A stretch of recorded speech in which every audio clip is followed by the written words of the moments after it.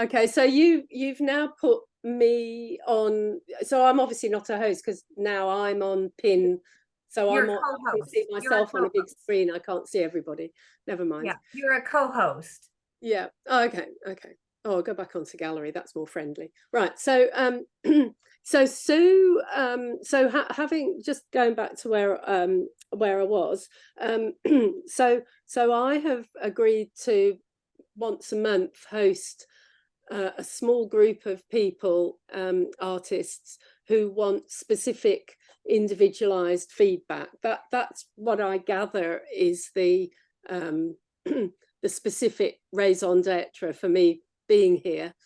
And I've been thinking for some time that I do my lessons and I race through a demo and get everybody painting, and I do give people feedback, but I'm not really giving people feedback on their own work very often. I mean, I never say no if anybody emails me, but I don't do that often.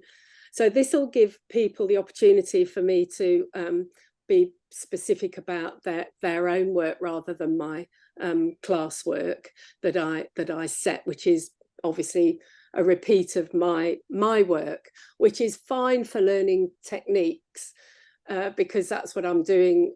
I'm throwing different techniques and I'm learning as I go along. And I'm throwing these techniques out there that I'm learning myself. But with the mentorship, which I haven't actually started yet, what I'm hoping to do is then give people a very individual opinion, and it'll only be my opinion, but hopefully some helpful way forward with their own work. And because I painted in oils and charcoal, and I like drawing, and I'm mainly nowadays painting watercolors, I am going back to oils. I'm fairly multi-disciplined anyway in the art side of things. So this is really just to get it out there, and of course it'll go on YouTube, which means that your guinea pigs for helping me to push this for Mastrius, and Mastrius will gain more clients as a result of it. But I think it's a wonderful setup. I mean, the art world itself is just a lovely, cozy, friendly environment to be in, and Zoom has just opened up a lot of doors for people. And there's never been a time in history, has there, where there's so much feedback, so many ideas just buzzing around to absorb and enable you to come up with the sort of artwork that you want to paint yourself. There's a difference between enjoying other people's artwork and what you want to do yourself, and it's got to be a process, a physical thing, a mind thing for you. So everybody's technique is going to end up being different.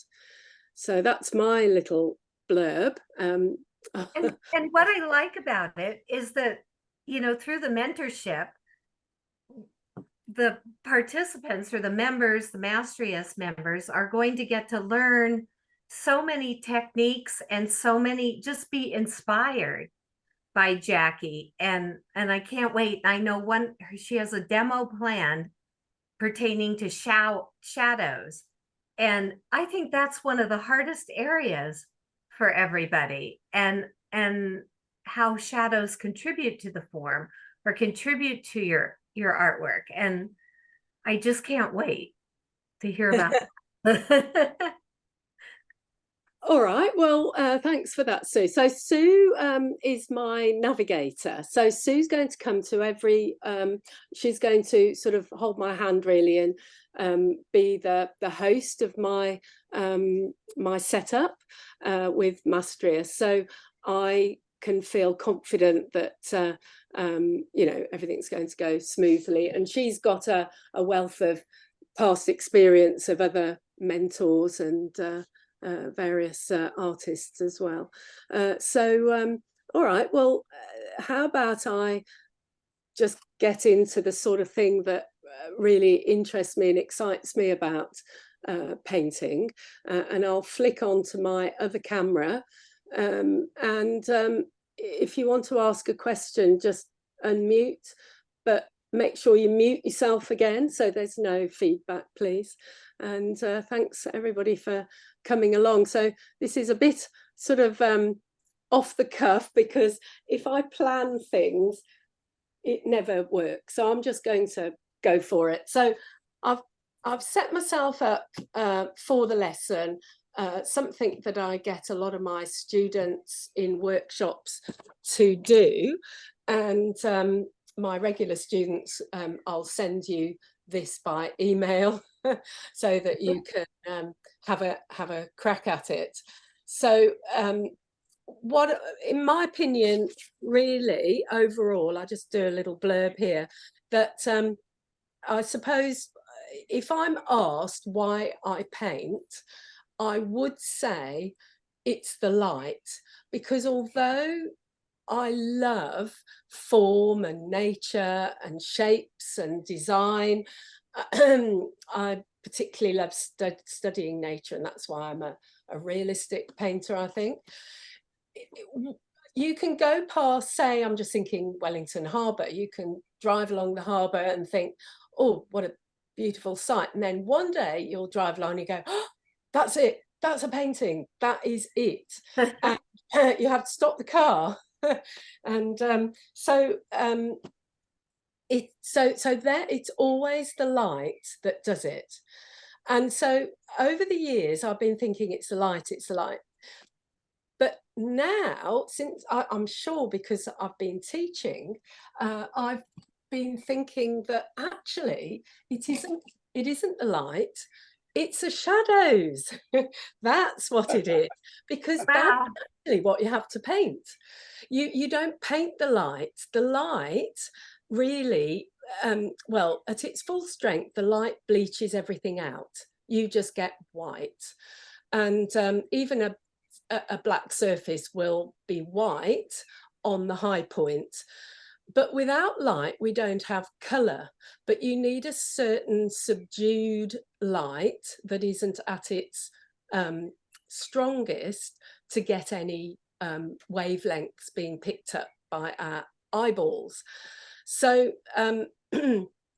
I've been studying shadows, I suppose, going back years when I was doing my soil research when I was much younger, and it's all going full circle now and coming back to me realizing that what's going on in those wavelengths due to electromagnetic spectra radiation is actually fulfilling us as artists, because we've got to discover what makes us tick as an artist, what colours we love, what colours we want to play around with, and in what situations those colours find themselves. So that's what I'm getting around to saying.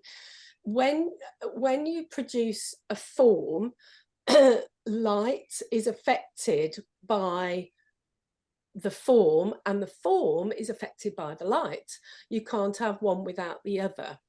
So as an artist, for a painting form, being a realistic artist or expressionist, even getting into the abstract, you need to understand what happens when the light falls on an object, and here it is in monotone, to show all the different parts of a basic form that you will get light falling, and in each single part of that form you're going to see a different color. So if this was a red ball, you would see a range of colors in that warm part of the spectrum, and the same with cool. So I mean, I think because I've got a science background, I really enjoy the blend of art and science. But I think if you look back in history, artists that have blended art and science, I mean, look at Leonardo da Vinci, for instance. So I want to just point out that light will be created around a form. So in other words, a shadow is never a grey entity. It is always going to be local. The colour is going to be local to where on the object you're looking. So let me just get a little bit of so I'll do some painting in a minute, but I just want to do this. So I've got a nose here, so it's fairly flat light. You don't really see much form, but if I get my torch here and get some light going on this, and actually if I just turn my other lights off, there we go, look, you can then see so much more form. I'll just hold it closer. So going back to, I'll come back to that, but going back to this just to explain, a feature on a rounded surface that I'm very interested in is this core shadow. And in strong light, that core shadow, C-O-R-E, will make the object have a lot more three-dimensional to it. Now, in terms of colour, you're going to find that on any object, even say warm skin, say the ball of a nose, that is going to be relatively cool. It'll be the coolest part of the object. So I'm now getting on to what is warm, what is cool. Every colour has to have a warm or a cool personality. It's either in a warm or a cool family, but within the families, there's warms and cool personalities. But it is always very interesting to note that in strong light, you get this core, some people call it a crest shadow, because it's a crest, because the light is coming here and the surface that's reflecting back onto it is forming some reflected light. And this is a sort of a no man's land here. And it squeezes the colour. And because we see more in our tonal receptors, we see more blue light, because blue light's more scattered, we will just see this as substantially cooler than anything else, even if this was a red ball. So going back to our nose, if I just put that there and then put this on a green surface, you should be able to see that there are green colours reflecting back into that nose. And if I get a red piece of card, and we'll do the same thing, so you should be able to see that colour.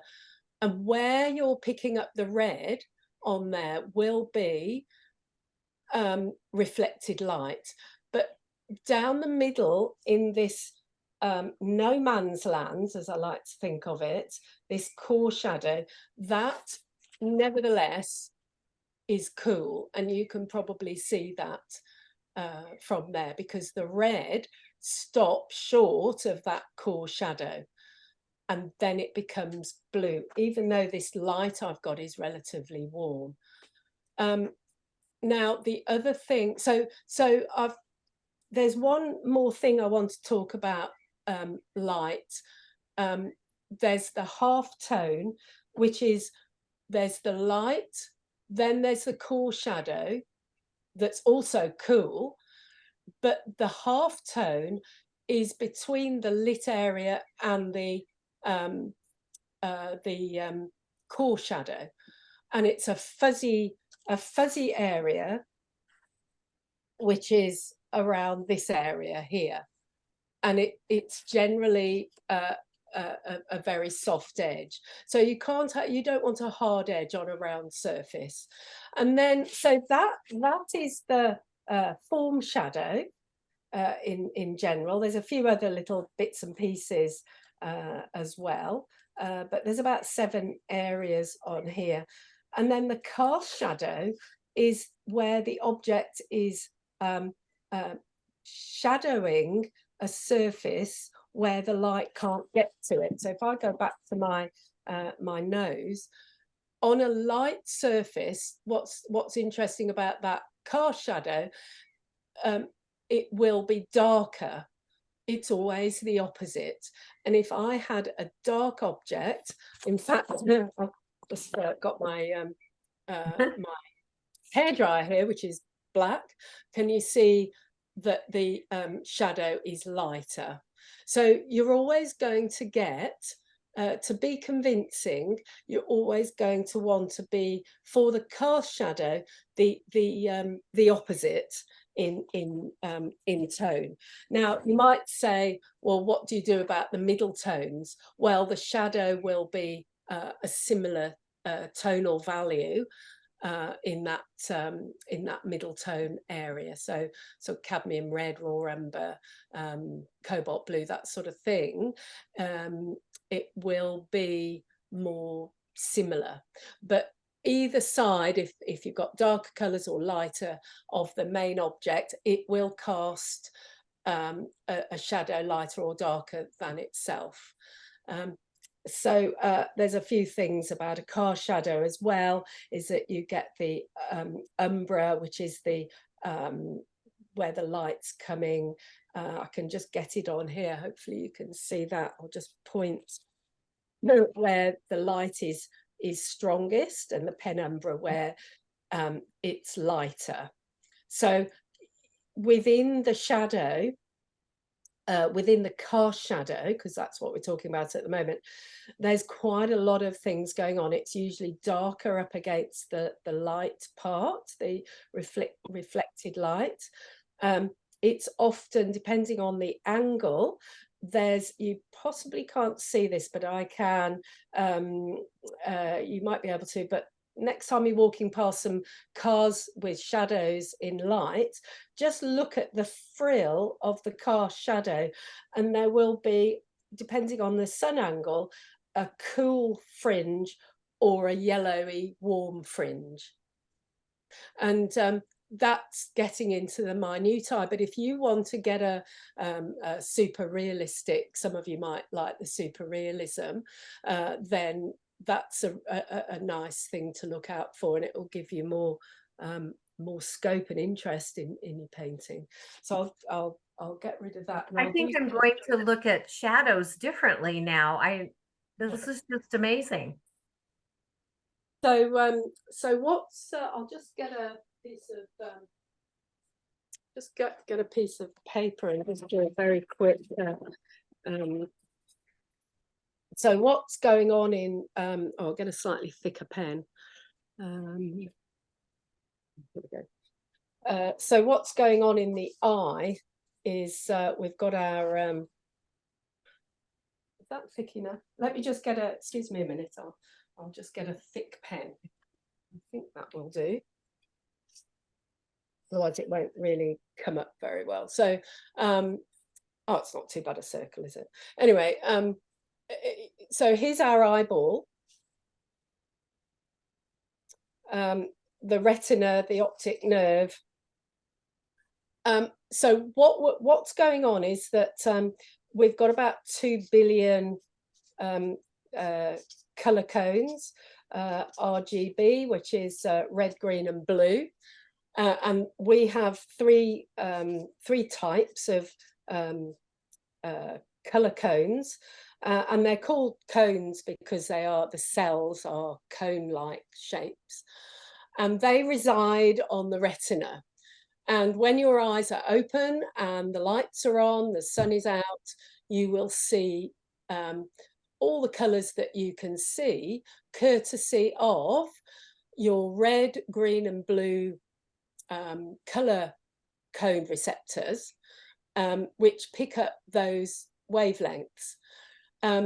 Now there's a couple of anomalies. We make yellow from combining red and green color receptors, and the brain does the rest. and there is no so that is reacting to the yellow wavelengths in the spectrum coming from the sun's radiation. So we only see a very tiny part of the sun's radiation, and we pick that up as what we call visible light. It's approximately 380 nanometers to about 700, so the shorter wavelengths are blue, and so we see tones, and so sorry, I just switched because of blue.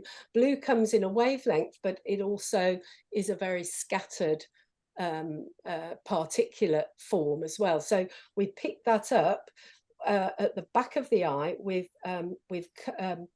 rods, and they're cells that pick up scattered coloured light and tonal variations, and there's about 150 million of those. So it's far fewer, but they're much more reactive than our 2 billion colour cones. Now, I just wanted to point out that you might have been told to squint when you're looking for tones, and trying to bring this back to you know, shadows. We will see more basic features in form if we squint and really hard close our eyes, because that will chop out our eyelids, and we squint very, very hard. We then will train the light coming into our eyeball and chop out quite a lot of these color receptors, and trains the eye to the back of the light to the back of the eye, where we're looking at the rods, which are these cells that pick up tonal variations. Now, when we're making shadows, because this is what I was thinking, blue light scatters more than other colors. All colors scatter, so we do pick up some of the other colors even when there's absolutely no light. Our eyes gradually get used to sort of slight variations. We're very good at this, and but blue light scatters more than these other colors. Therefore, as a painter, we need to look very carefully what is cool and within the shadows. Now, I was talking about reflected light being in the form shadow, but it does also exist in cast shadows sometimes. You don't often see it strongly, but you do get reflected light, and so you do need to be aware, I think, of the physiology of the eye, so that you can use it to the best advantage to play with getting shapes out of form that comes out of the difference between lights and darks. And then in terms of colour, you need to bear in mind that once you're looking at the darker side of objects, you always want to push the blue, but never eliminate the other colours. A shadow is far more, a form shadow and a cast shadow is far more complex than you would immediately think. So if you want to get ahead with your painting, never make a job lot of shadow colour. Even if you paint in oils or acrylics, the more static mediums that you push around rather than watercolors that flow all over the place. I mean, the thing about watercolors, and this is what captivates me, is that you really can play with colored light on the move. And I'll just show you, for instance, this sort of dark scene here. I've got lots of light. I mean, this is a city scene, so there's lots of lights, but there's an awful lot of light at play. And this is from a lesson we did the other day. And in the dark part of the bit that's making him pop out, it's not just black. And the shadow from the tree, there's all sorts of blues and greens. Now, obviously, it'd drive us nuts if we put everything in there. So it is a bit incumbent on us to do simplification. But this is where your style comes in. You could be a super realism painter, or you could be extremely simplistic. You could be very expressionist and be more about the brush movement. But if you do, it opens up a lot more scope if you do know the intrinsic makeup of shadows. Without shadows, we would have no form, and of course, without light, we would have no form because we'd have no shadows. So I'm just going to. I've got a few bits and pieces here. We've got some lips here. You know, here's the round. These are my daughter's features, but we've got the bit where the light is catching here, and then you've got this crevice shadow where light is completely trapped, so that it is very dense. And with watercolor, you'd want to put that on wet onto wet so that it's soft. But if you look here, I was doing a workshop on portraiture, and I got everybody to do a variegated transition, variegated wash of all the colours that you could use in for a skin shadow, and so we did exactly that down the face. I've just got a photograph here of a painting, but if you look at all the, you know, the strong lights, artificial light, of course, has all sorts of filters, and you can really play with some beautiful effects. But I put myriad of colours in her face, and yeah, so you can play around with that. So I'm just going to put a piece of paper up and I'll do a bit of swatching. Jacky? Yes. I did have one question. Yes. And I don't know if you can answer this or not, but somebody wanted to know if you had red-green color blindness, how do you see yellow based? Medically, I'm not sure that yes, that's a very good point. I'll have to look into that one, Bruce. I think Actually it was Mary. Yeah. Oh right. Oh well, Bruce is colorblind as well. But yeah, because it's the red and the green. Look, I think that the brain does an awful lot, because I know that Bruce, for instance, and I teach 3 so-called colorblind. They're not really, they're just seeing colors in a different way, and they do see yellow quite strongly. So because the brain, this is my unqualified guess, so I'll have to follow this up with somebody who knows better, but my unqualified guess will be that the brain makes up for what the eyes don't see. And I'll give you another example of that might be a good example for that. Magenta, there is, because our color receptors are based on what we can see from wavelengths, and there is no wavelength for magenta. So how do we see magenta? So we actually see it as an after color, as a complementary of green. So our brain is making all sorts of interesting sort of leaps here and acrobatics. So you know, there's a lot that science doesn't actually know. I mean, just very briefly, linear perspective. it isn't just about a vanishing point. There is the curvature of the lens. There's the brain doing all sorts of things as well. Yeah. So anyway, the short answer is I don't know. The long verbiage bit is probably the brain is compensating in some way. But I'd love to know. Actually, that would be a very good thing to follow up.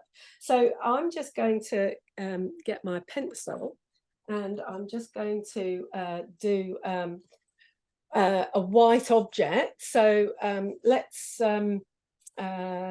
just do a car. Okay. So so I'll just draw a quick car so that I can throw some paint around. And what I'm going to do is trick the eye into seeing this as a white car, even though I'm going to really throw quite a lot of colour on here. So let's just get some all sorts of gorgeous colours. Oh, let's just, for what the heck, let's throw some green in there, and we'll just throw colours on. Let's just put some. Oh, I'm gonna have some PG50. Put some PG50 in there, and we'll just get all these yummy colours going on. I'll just get some. Give it some black tires. Now,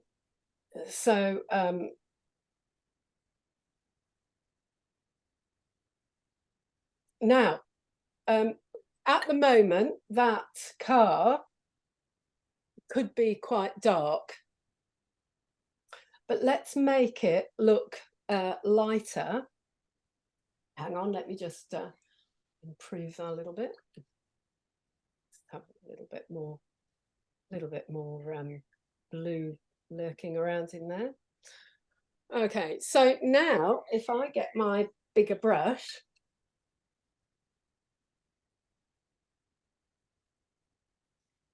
and have our light coming from over here, like this, and then I'll give it a really dark shadow immediately. Well, hopefully you've got a light looking car, whereas before you know, it could have been a dark car. So it's the shadow that will make you understand whether it's warm, not warm or cool, light or dark. So that's one thing, and then I could well, let's just use another bit of paper. What the heck, it's only art. I'll just get a gremlin stolen my pencil. That always happens. Okay, so if I just do here it is, like my favorite pencil. So if I just put a little dinghy in here, because I also wanted to just mention, let me just get this right.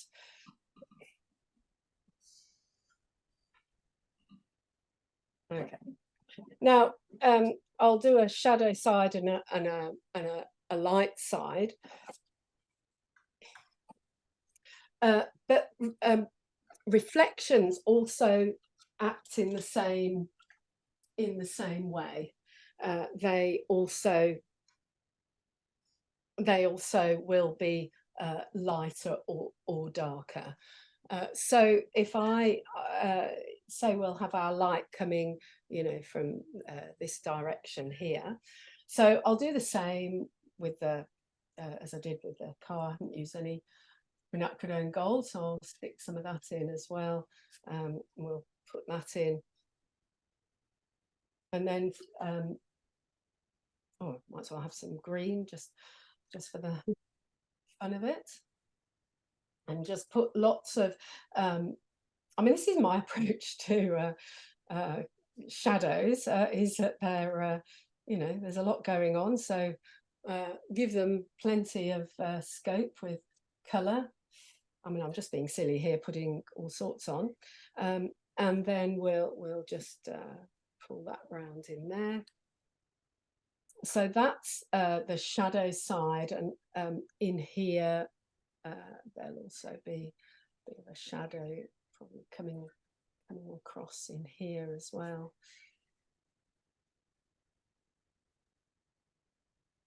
Put the seat in.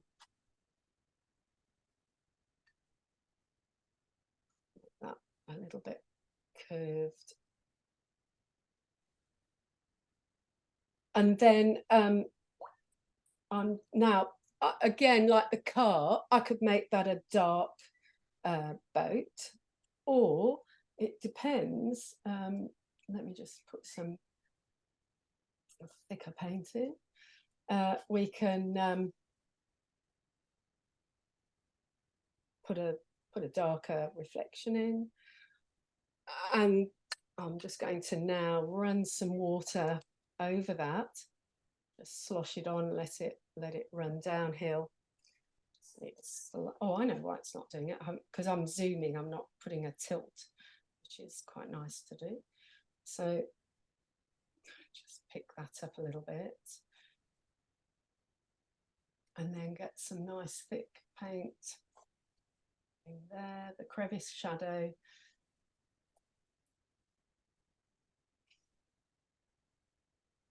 Wow. And then I'm just going to cut in around the boat for the reflection. Just wiggle that. Wow.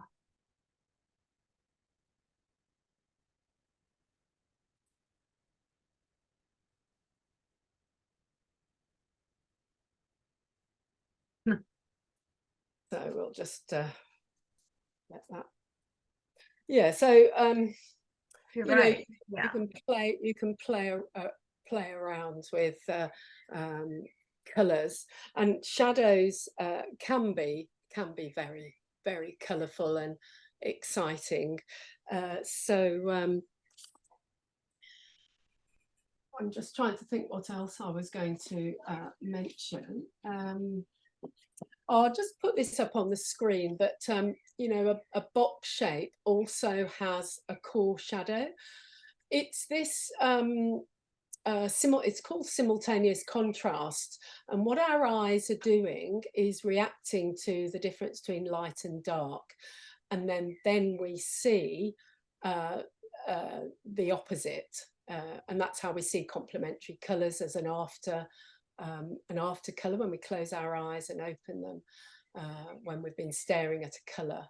But we also see it with lights and darks. So what you want to do is just here, so that's why I've, you know, done a boat here, is because it's a sort of a complicated box really. But what you would see is that core shadow just there, and you would have it just a little bit darker there, and if you want to just give it a bit of character as well. So what else is there to say about shadows? I mean, it's an endless topic really, so it's really interesting. Yeah. That's amazing. Oh, if yeah, do you want me to do one other example, or do you want to ask questions? Or Yeah, does anybody have any questions? like, if you want to see a sort of more of a, well, another sort of watercolor technique, I could do a tree trunk, and then I can use very thick paint to make the form if you want to. That'll be good, Jacky. Great. We have about like 5, 6, 7 minutes, and then I'll show, you know, how to the Mastrius site and how to sign up. How about a face? Could you just do the shadow for a face? Yeah. Thank you. Okay. Okay, so paintbrush. Yep. Okay, so well, so if I just put various shadow colours in here.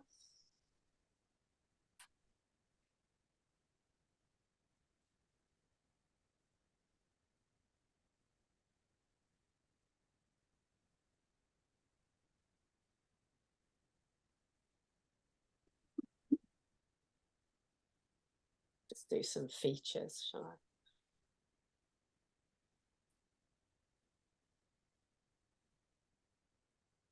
So what I tend to do with portraiture is with the shadow is use quite a lot of raw sienna, and I'm just using some quinacridone gold here, and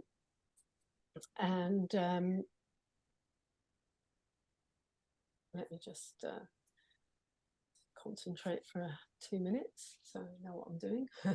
But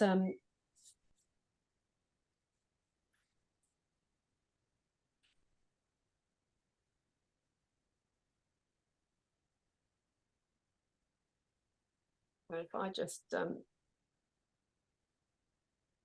tilt that. So I generally use these colours. So in the shadow, so raw sienna, quinacridone red, cadmium red, cobalt,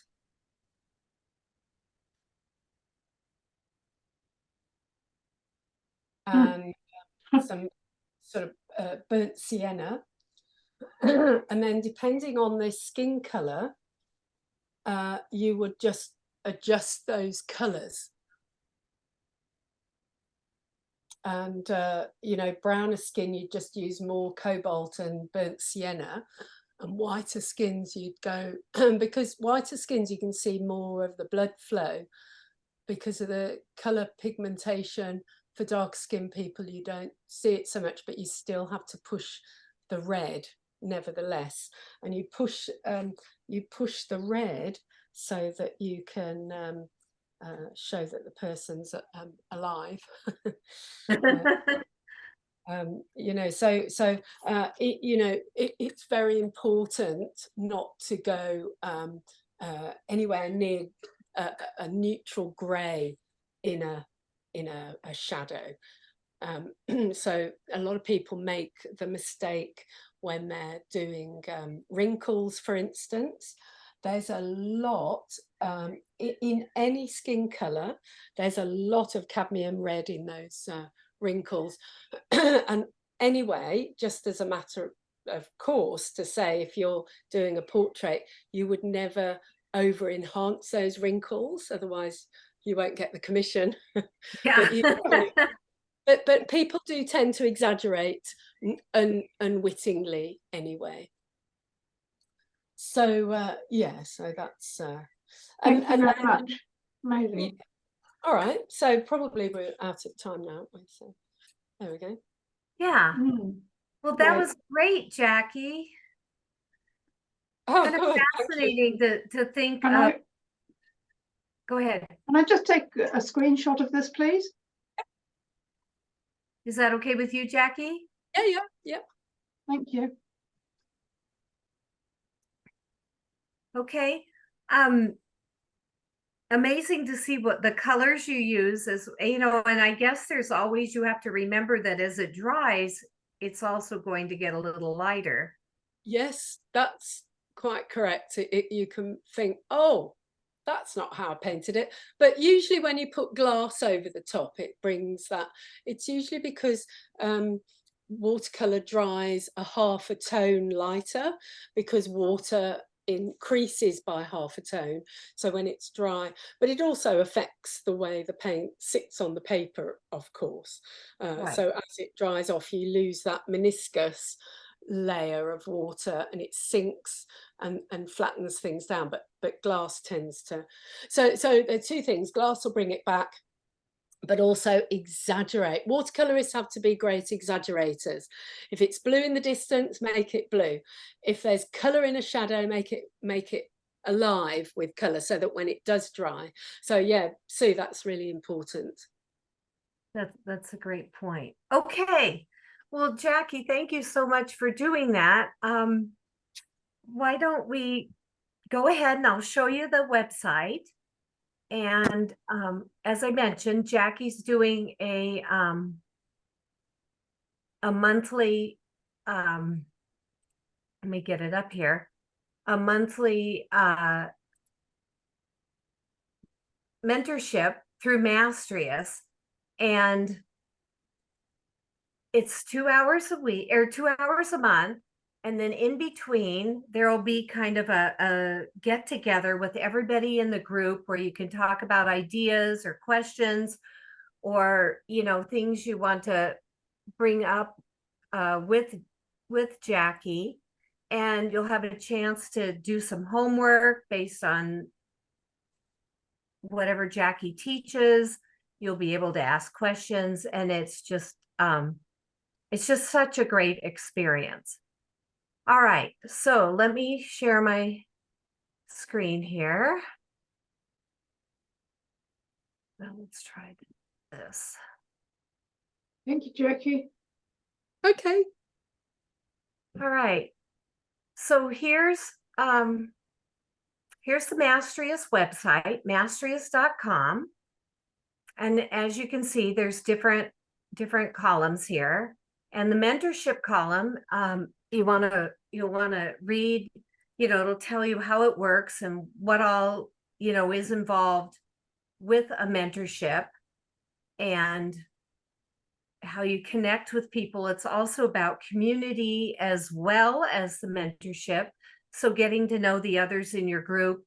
It kind of makes for a really nice time to share ideas and to kind of, I guess, learn amongst yourselves about other techniques that people are doing.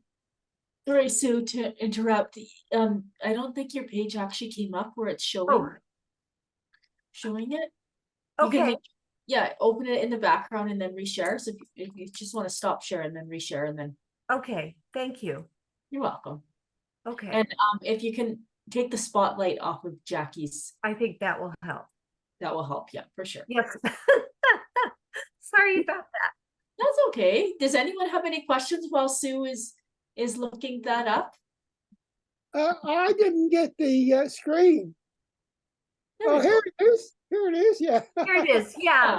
Yeah, I didn't do it right, Bruce. I'm still learning on these things too. So. Join the club. Yeah. Thanks for all your help earlier, Bruce. I appreciate that. Okay, so the Mastrius website, you can read how it works and choose your mentor. So if you pull up the choose your mentor part, you can read about different mentors here, and then we can look up Jacky right here. And it'll take us directly to Jacky. And you can click on that. I can hear you, Bruce. And so we've got, you know, a great introduction to Jacky and you know, kind of the different mediums that might be appropriate for the mentorship. And if you would like to join, you can click on this here. This will take you to her website, YouTube channel. And here's some examples, including this one that she showed earlier. And as well as like many others, including landscapes, some other portraits, and the horse is great. Then it'll talk about some of the topics that Jacky, you're interested in talking about, and you know, that maybe we could set up some sessions about. And then some more on the mentorship here. It'll be offered on the third Mondays of every month. And that's 5 p.m. Mountain Standard Time. So if you're in Australia, if I 5 think- p.m. is probably around noon or 11. I think it's 3 o'clock New Zealand time. Yes. Okay, so maybe 1 o'clock, Correct.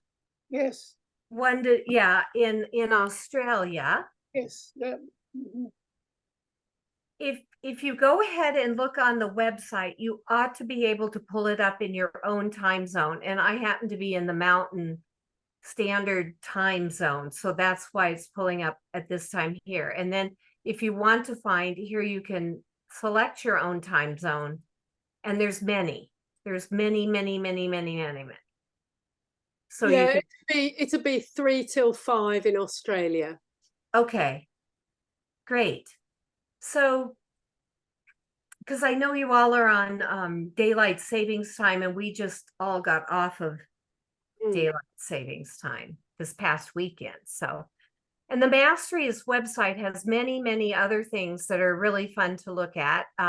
There's courses, and then a bunch of events, and you can get a trial events membership here, and they have where there's an events recording library with that has everything that's ever been done. There's all sorts of great topics, and you can listen to panel discussions, art critiques, artist demos, and a whole bunch more with an events membership, or you can listen to them also live on the same as they're occurring, which is very fun. I've learned a lot that way too. And the mentorships is just such a great way to get to know a mentor and to be inspired and to get to share ideas with the mentor as well as others in your group, and you're encouraged to participate. And I can't say enough about it. Does anybody have any questions? And you can No, I shop support- around, can't you? You can shop around. I was just gonna say, I think it's 11 a.m. on Tuesday for those in New Zealand. I've Oh, just, yes, it would be another day, wouldn't it? yeah, I just dropped in, there's a website called World Time Buddy. So you can actually compare what time it is in Calgary, thought for it example, was and at the same time, New Zealand. It's in the chat. Yeah, but there are, lots of mentors to choose from. Jacky is one of many. So, So right, you go can- ahead and ask your questions. Go ahead, Sue. Ask Sue. Great. Did anybody else have a question? Only to thank you, Jacky and Sue, for helping us along. Thanks, Bruce. Thank you. Pleasure. Pleasure. It was a great demonstration, wasn't it? Yeah, I love it, and I've tried to take screenshots of everything you've shown. So, all being well, I'll see you on Mentor. Okay. Bruce, just so everyone knows, in sometime next week, probably later next week, this recording will be available for free on YouTube as Right, well. Mastrius YouTube channel. So right. And so yeah, look at YouTube on the Mastrius YouTube channel, and you can also see others also of the Meet the Mentor events. And that's always fun to see who else is doing mentorships too. Thank you. Thank you, Sue. Thank you, Jacky. Thank you very much. Thank you, Jacky. Jacky. Very good. Thanks for coming, everybody. Well, thank you, everybody. My word. Bye-bye.